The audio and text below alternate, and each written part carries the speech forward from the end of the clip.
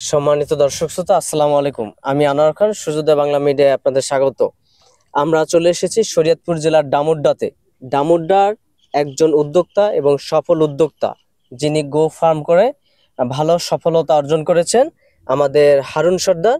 আমরা হারুন সর্দারের গো ফার্ম সম্পর্কে এবং গরুর যে সফলতা, কিভাবে গরু ব্যবসায় লাভজনক করা যায় এবং বাংলাদেশের অর্থনৈতিক চাকা ঘোরানো যায়, সেই বিষয়ে তার সাথে কথা বলবো। কাকা, কেমন আছেন আপনি? ভালো আছে। আপনার কত পিস গরু আছে মোট? আমার 6 পিস গরু আছে, এখন 10 পিস ছিল, 4 পিস বিক্রি করা হয়েছে, এখন 6 পিস আছে। 6 পিস গরুর মধ্যে আপনার ষাঁড় গরু কয়টা আর গাভী গরু কয়টা?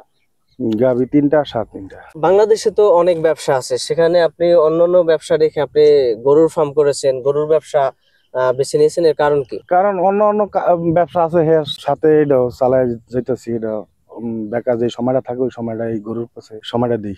গরুতে লাভ কেমন? গরুতে ভালো লাভ। আপনার এই যে গরুটা দেখতেছি, এটা মূলত ষাঁড় গরু না? ষাঁড় গরু, হ্যাঁ। এই ষাঁড় গরু, এটার বয়স কত? এটার বয়স 1.5 বছর। 1.5 বছর। এটা আগামী কোরবানির জন্য আপনি প্রস্তুত করতেছেন? হ্যাঁ। এই গরুটা কি আপনার কিনা গরু নাকি এটা? না, এটা পালের বাছুর। পালের বাছুর। হ্যাঁ। ছোট থেকে বড় করছেন? হ্যাঁ। গরু পরিচর্যায় পরিশ্রম কেমন? পরিশ্রম তো গরুর তো একটু পরিশ্রম থাকবেই, পরিচর্যাটাই আসল। গরুতে মোটামুটি লাভ হয় কেমন? মোটামুটি লাভ হয়, অর্ধেক লাভ হয়। যে পরিমাণ খরচ হয় ওর অর্ধেক লাভ হয়। অর্ধেক লাভ হয়। অর্ধেক লাভ হয়। তাহলে মোটামুটি আমরা বলতে পারি যে গরুর ফার্মে মোটামুটি ভালো লাভ হয়। হ্যাঁ, লাভ হয়। আপনি এই গরুকে এই যে এখন মাঠে ঘাস খাওয়ানোর জন্য নিয়ে আসছেন, এই ঘাসে মোটামুটি কেমন পোষায় আপনাদের? গাভী গরু তো এই বিকালে একটু আটাই তুড়াইতে আনি, এরপর বাড়িতে খাবার আছে, শুকনা খাবার, ওগুলো নিয়ে খাওয়াই।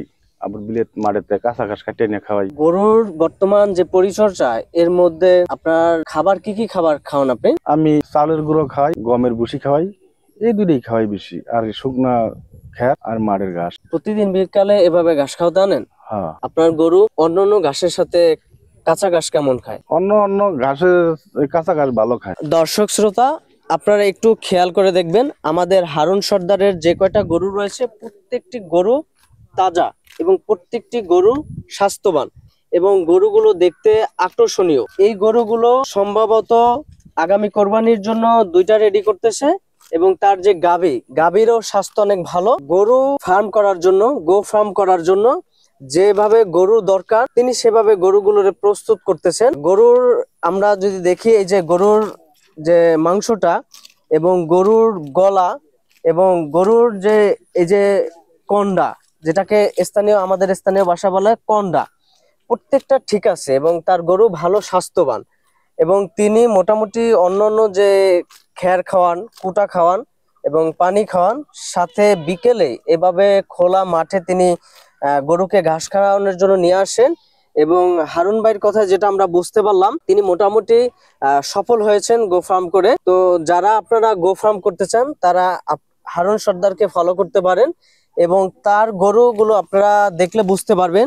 আপনারা যারা নতুন উদ্যোক্তা হতে চান, এই গরুগুলোর স্বাস্থ্য এবং গরুগুলো এভাবে আপনারা চয়েস করতে পারেন। এই গরুগুলোর রং সব দিক মিলে, লেজ, এরপরে আপনার শিং, সব দিক মিলে গরুগুলো ভালো তাজাপুক্ত দেখা যায়। এ ধরনের গরু ফার্মের জন্য বেশ উপযোগী।